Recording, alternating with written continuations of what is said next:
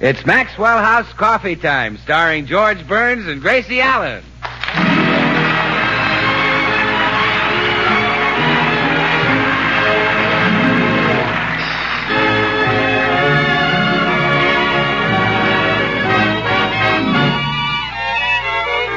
With yours truly, Bill Goodwin, and the music of Meredith Wilson and his orchestra. For deep down laughs and listening enjoyment, it's George and Gracie. And for deep down coffee drinking enjoyment, it's Maxwell House, with extra flavor in the blend because of choice Latin American coffees skillfully combined. Extra flavor in the cup because Radiant Roast develops the full flavor of every coffee bean. And the result is that today more people buy Maxwell House than any other brand of coffee in the world.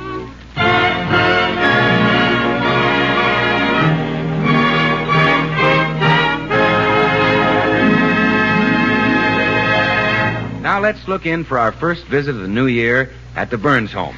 I'm so proud of you, George. You've kept your New Year's resolution for 3 whole days. Well, that's because I've got a strong character. Oh, and such a difficult resolution. To smile and be pleasant to everybody and not let things upset you. I just made up my mind, that's all. Ah, you've been wonderful, dear. When I asked you if I could buy a new hat, you said no with such a sweet smile. That's right. And when I bought it anyhow, you just went quietly into the bathroom and ran cold water on your head.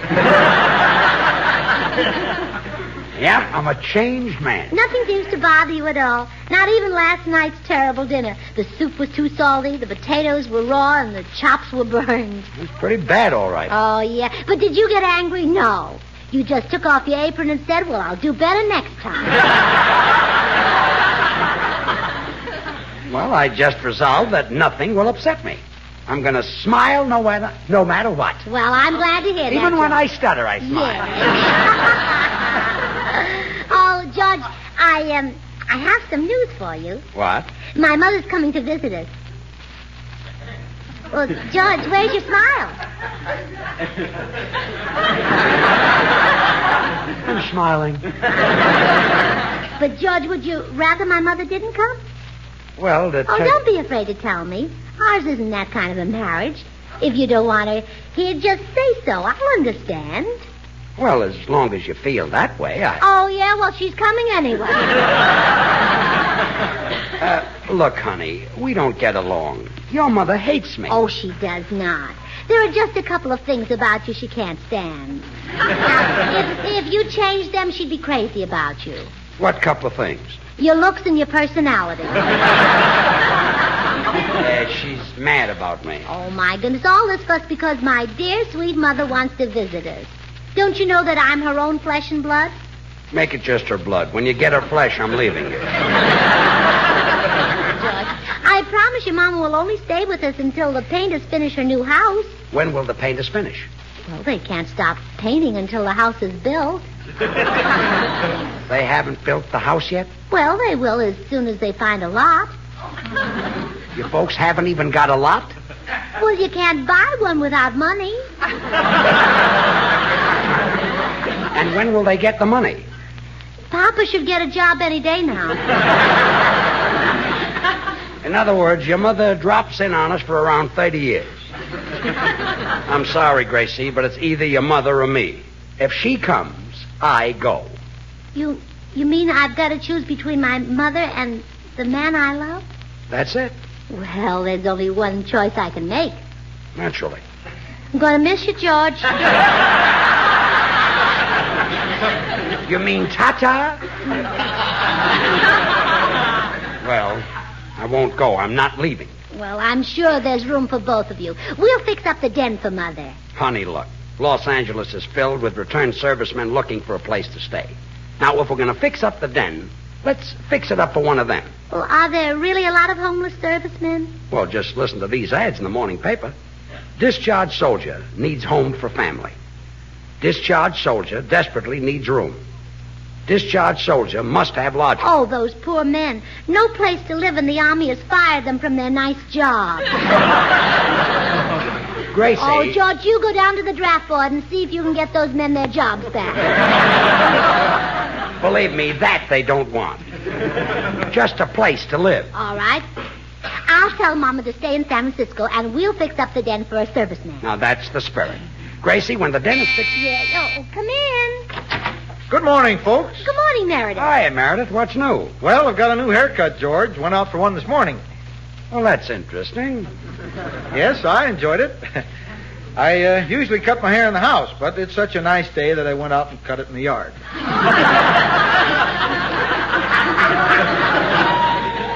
Looks like you use the hedge clippers. No, they're a little too heavy to get a good grip on. Oh, yes, they're heavy. Would you like some breakfast, Meredith? No, thanks, Gracie. Matter of fact, I just dropped in for a minute to tell George the finish of my joke about the porcupine. If you don't mind, I started Meredith. to tell it at your party, but I never did get to pull the snapper. Meredith, if you start that again, so help me. George, remember your resolution. Smile. Oh, sure. Go right ahead, Meredith. Pull the snapper. Okay. Ha! Speaking of porcupines, I'm reminded of the little blue-eyed toddler. Meredith, I remember how it began. Just tell me the finish. The snapper. Gee, I'd like to oblige, George, but I memorized the joke just the way it is in my book. And if I don't start at the beginning, I can't remember how to pull the snapper. Well, let her snap. Speaking of porcupines, I'm reminded of the little blue-eyed toddler who chanced to go into the zoo one day. You have to start from the beginning every time? That's right, Gracie. Speaking of porcupines, I am reminded of the little blue-eyed toddler. You couldn't stop now and then keep going? No, afraid I couldn't. Speaking of porcupines... Wow, that's amazing. Speaking of porcupines... I can't believe it, George. Gracie, listen.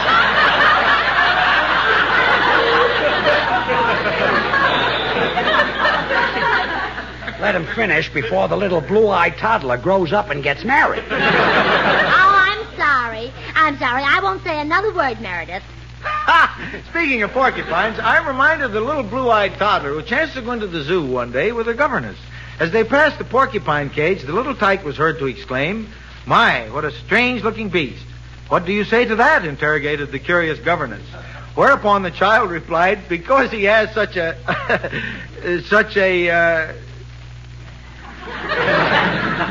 Well? How do you like that? I've forgotten the snapper. Well, that's fine. But don't worry, George. I'll go read my book and brush up on it. I wish you wouldn't bother, Meredith. No, it's no trouble at all. After all, I live right next door. Yes, I know. That makes it mighty handy when a fellow's got some snappers he wants to pull. I'll be back. I wonder if Meredith has a long lease on that house next door. Oh, yeah, he probably has. With this terrible housing shortage, anyone who has a place is hanging on to it. Say, that reminds me. Let's go in the den and fix it up for that service. All right. Oh, I'll bet this room will look mighty good to a boy who's been on those islands like Okinawa and Guadalcanal and KP and Guam. KP? That's an island? Well, it must be. Meredith Wilson was in the Army for 3 years, and he said he spent most of it on KP. Oh, yeah. That's a small island surrounded by dishwater.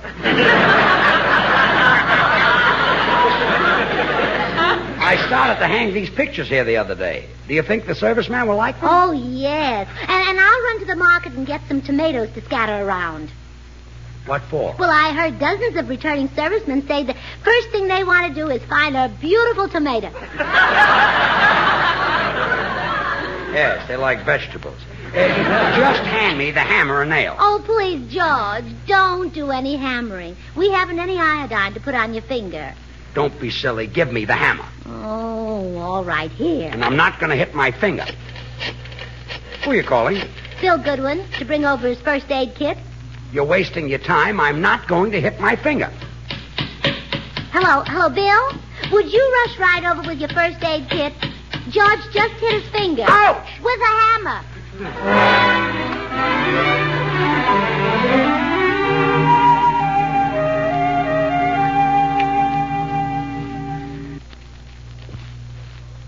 There you are, George. Your finger's all bandaged. Thanks, Bill. Oh, what do you think of our idea of taking in a veteran, Bill? Oh, it's swell, Gracie. We got a Marine sergeant staying at our house. Oh, really? Yeah.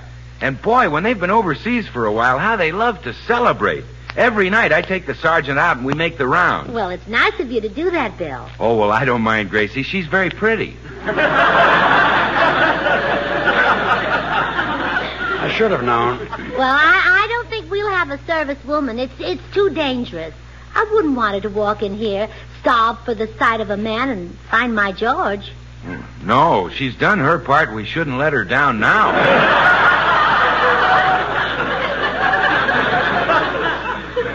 There goes the comedian. Well, I'm not anxious to have any lonesome female around, even if she is pretty. She'd probably want me to dance with her and go driving with her, and she might even want to go parking someplace and... Say, that's not bad. George! Just kidding, dear. Oh, there's Meredith at the door. Oh, no, not the porcupine again. Look, Gracie, slip out the back way. Run next door to Meredith's and get that joke book of his. Oh, in case he forgets the story again, huh? Yeah, that's it. Now, hurry. Yeah, all right, dear. Hey, shall I open the door, George? Bolt it. Bolt it? Bolt it. Well, okay. What's the big idea? Meredith insists on telling me jokes from that corny book of his. Oh, George, you don't know how poor Meredith feels when you don't laugh at his jokes. What if people didn't laugh when you told it? I guess you do know how he feels. Never mind.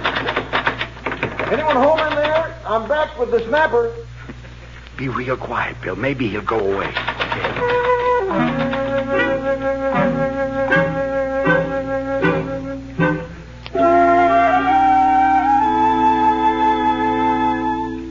The coast is clear, George. Meredith left. I wish we could get him to leave that house next door. If I hear, ha! Speaking of porcupines, once more, I'll blow my top. Well, George, I got it. Here's Meredith's joke book. Oh, wonderful. You know, I've been reading some of the stories in it. They're silly. You said it. Especially the one about porcupines. Ha! Speaking of porcupines...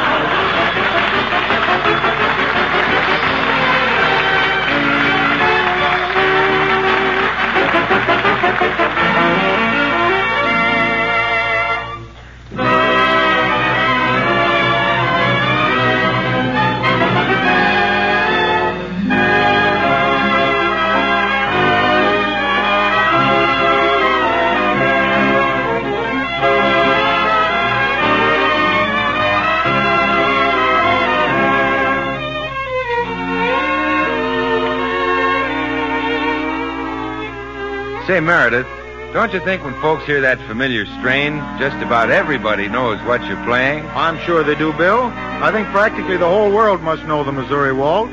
Listen just for a moment.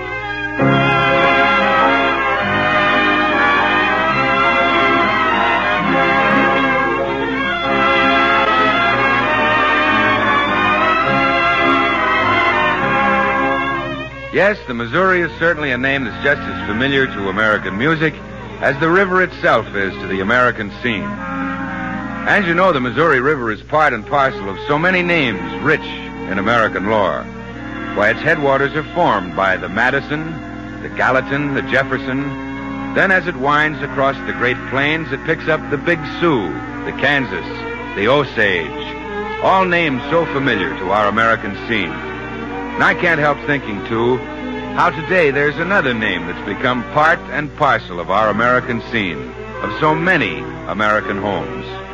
It's the name Maxwell House, signifying a coffee blend of true distinction, combining these fine Latin American coffees, Manizales for mellowness,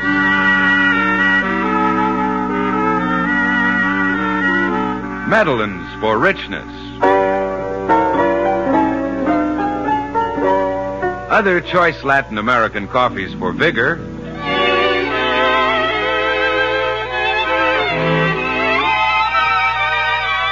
and Bucaramangas for full body.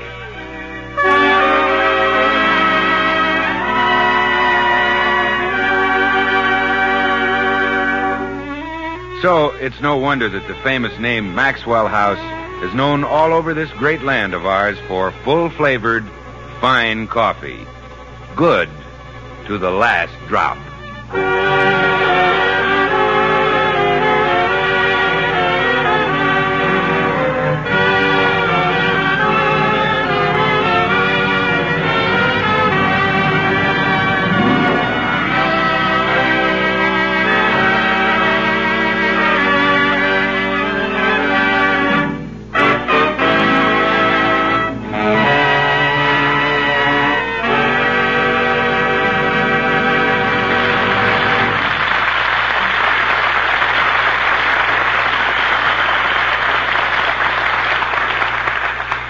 Oh, George, I'm so glad you talked me into fixing up the den for a serviceman. I had no idea the housing shortage was so bad. It's bad, all right. And there seems to be more people looking for houses in Los Angeles than any place else. I wonder why. Well, it's our famous California climate, of course. As long as we have this weather, there'll never be enough houses to hold the people. There won't, huh? No, they keep washing away. I hadn't thought of that. Oh, yes. Los Angeles has the biggest housing problem of any city. Do you know there's actually a family living in the balcony of an all-night movie theater? That must be a strange life. Yeah, but they're getting used to it. They go to sleep at 10 minutes to Mildred Pierce and wake up at 1:30 spellbound. Well, that's a good time to wake up. The fella can borrow Gregory Peck's razor and shave himself. Yes. And then there's a young married couple I know. They finally found a place. Just one closet. Well, one closet ought to be big enough for their clothes. Not after they got the bed and stove in there. Oh, the closet is all they have? Yes. Oh, but they have lovely neighbors. Well, that helps. Yeah. The people who live in the bathroom are very friendly. Well, let's decide on the serviceman who's going to get our den. All right. I don't care who he is as long as he's not a sergeant. What's the matter with the sergeant? Oh, nothing, but they don't need our help. They're all taken care of. They are? Oh, yes. All the soldiers say, the minute I'm out, I'm going to take care of that sergeant of mine. Yes, the boys love those sergeants. Look, Gracie, why don't you read all the ads in the paper and pick out the serviceman who needs a room the most? Yeah, that's a good idea. And then I'll pick out a serviceman just as soon as I see who's at the door.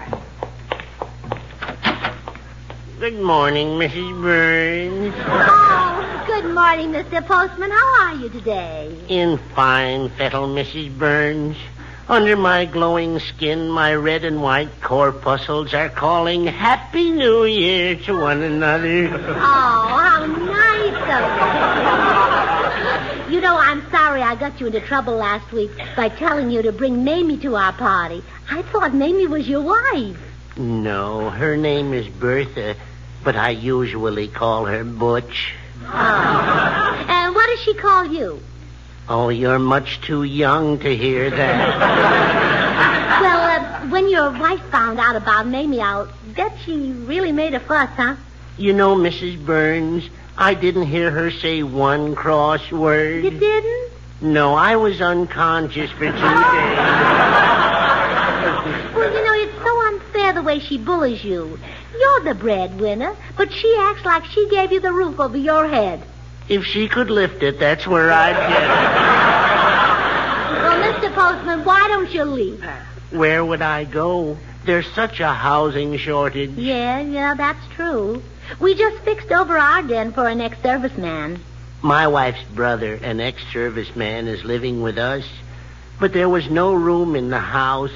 We had to put some gunny sacks in the corner of the garage. Oh, how uncomfortable. Yes, I hardly sleep a wink. Well, Mr. Postman, look at it this way. You owe him something. While he was over there fighting and risking his life, you were home with your wife where it was safe. Goodbye, Mrs. Burns. Remember, keep smiling.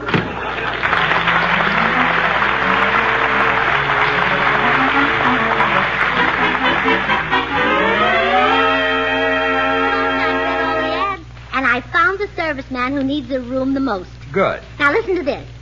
Place to live urgently needed by returned soldier with wife, small daughter, baby son, and parrot. But, honey, where would they all sleep? Oh, don't worry about that, dear. I figured it all out. The soldier and his wife will take our room. The children will take the den. I'll take the couch in the living room, and we'll hang the parrot's cage in the pantry. And where will I sleep? We'll put an ad in the paper. Oh, no, you don't. Oh, well, we'll work that out. Now, listen to the rest of my schedule. In the morning, you get up at 5 o'clock. I haven't been to bed yet. Well, that saves you the trouble of getting up. Now, you wake the soldier. He takes the shower and wakes his wife. She takes the shower and wakes me. I take my shower, and then the soldier's wife bathes the 2 children. How about me? Oh, you're big enough to bathe yourself. there's any hot water left. Well, next comes breakfast. First the soldier eats, and then his wife eats, then the children eat, and then I eat, and then the parrot eats. Then I have breakfast. No, by that time it's lunchtime. Nice schedule. Now, first the soldier eats lunch, then his wife eats, then the children eat, then I eat, and then the parrot eats. Oh, no, he doesn't. I just ate the parrot for breakfast.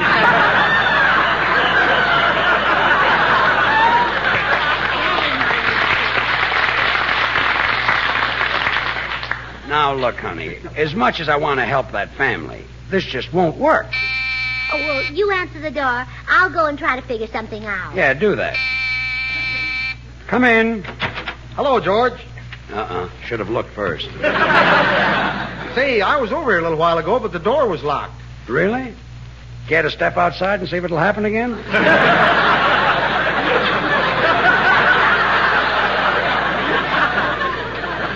Well, later I might, but right now I want to tell you about the wonderful idea I've got. George, how would you like to go into vaudeville with me? Vaudeville? I've memorized that whole book of humorous stories and anecdotes. We'll call the act Meredith Wilson and Straight Man.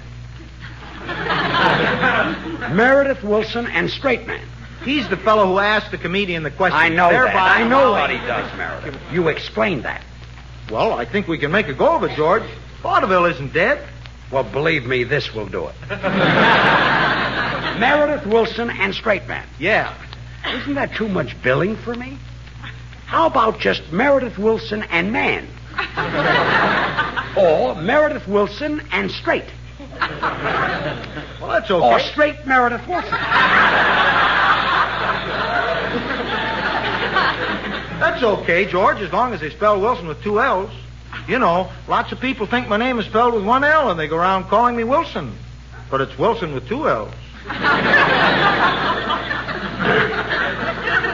And now they can call you Wilson. Yes. Yes. Sounds better with 2 L's. Look, Meredith, forget this vaudeville idea. But gosh, George, I ought to capitalize on those stories.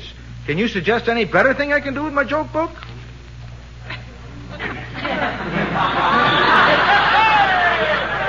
Meredith, believe me, no one wants to hear that Joe Miller collection of yours.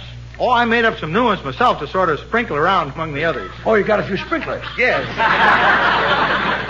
For example, I say to you, say, George, do you know what the Marine said when he landed on the island of Caledonia and tried to take it from the Japs? No, Meredith. What did the Marine say when he landed on the island of Caledonia and tried to take it from the Japs? He said, Caledonia, Caledonia, what makes your beachhead so hard? Meredith, you make a nice living playing music on our show. Why don't you let it go at that? Because, George, I feel that no opportunity should be lost to bring a smile or a chuckle to this glum old world. My mother's that way.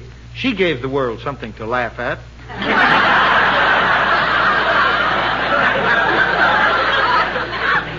And I had to hire it for my program. Well, to get back to our vaudeville Forget act. the vaudeville act. I'm not going to be your straight man. But, gee, I am. Come in. Well, hi, George. There's Hello, your man, Meredith. Meredith. There he is. Bill is going to be your straight man. Straight man for what? my vaudeville act, Bill. Huh? I got a humdinger of an opening. We meet in the center of the stage, and I say to you, pardon me, would you give me $10 for a cup of coffee? And you say, isn't that a lot for a cup of coffee? Whereupon I reply, well, I'm a big tipper. Then I walk off the stage and leave you standing there. You're not going to leave me standing there, not after that.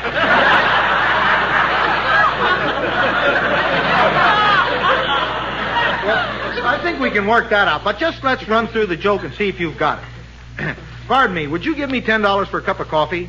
I give you $100 for a cup of Maxwell House coffee. Well, I'm a big tipper.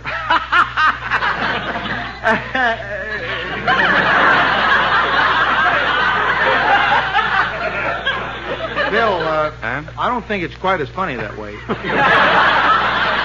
Well, Meredith, I can't help it. You see, that's the way I feel about Maxwell House. I'd give anything for it because Maxwell House is so appetizing, rich, full-bodied, and mellow. Coffee at its full-flavored best, always good to the last drop. Meredith, knowing the way Bill feels about Maxwell House, I'd suggest you change cup of coffee in the joke to donut. Okay, we'll try it that way. Pardon me, would you give me $10 for a donut? I would if I knew a cup of Maxwell House coffee went with it. You know, more people buy and enjoy Maxwell House than any other brand of coffee in the world. Well, I'm a big tipper.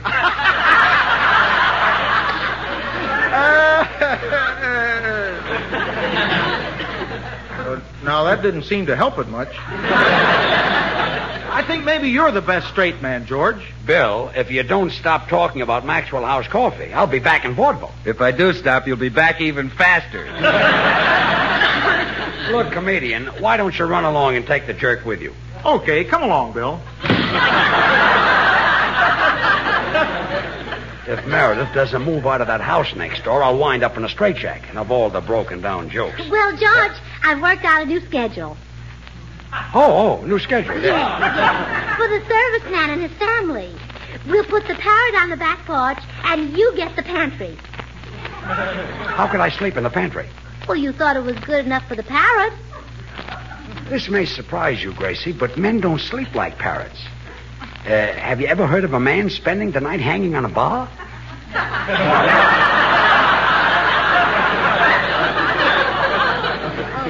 W.C. Field? I'm wrong.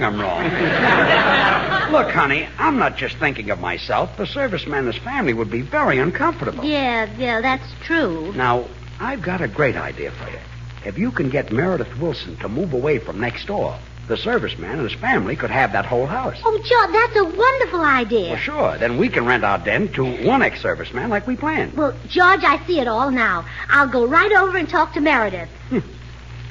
Well, if I do say so myself, that was a smart piece of work.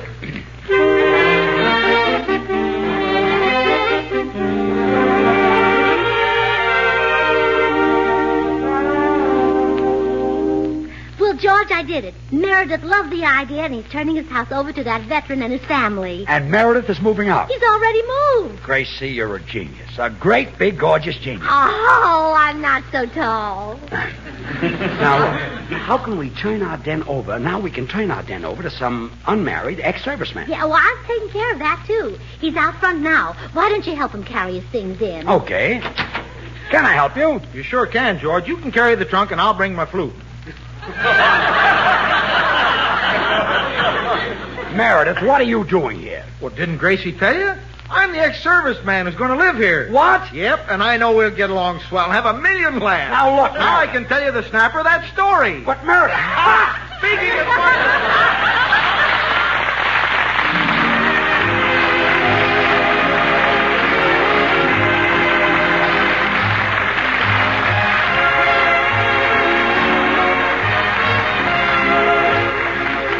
Join us again next week when we'll all be back. George Burns, Gracie Allen, Meredith Wilson and his orchestra, and yours truly, Bill Goodwin. Until next Thursday, then, good night and good luck from the makers of Maxwell House, America's #1 brand of coffee. Always good to the last drop. And by the way, folks, although we had some fun today talking about the housing shortage, it really is a serious thing. That's right. And if anyone listening has a spare room or two that might accommodate a serviceman and his family, it couldn't be put to a better use. Good night. Good night, everyone.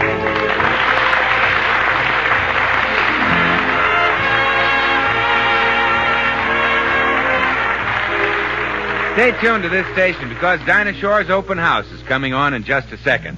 Dinah's special guest tonight is Charles Lawton. Oh, goody, goody, Jell-O pudding tonight. It tastes like Grandma's, only more so. You ain't kidding, that's right. And just as Jell-O's 6 delicious locked-in flavors can't be beaten, so the proof of Jell-O pudding's in the eating. The Jell-O twins are hard to find, but keep on looking in your store. When sugar shortages are over, there'll be more. Just a taste of Jell-O pudding or of Jell-O and you know it's the one and only J-E-L-L-O.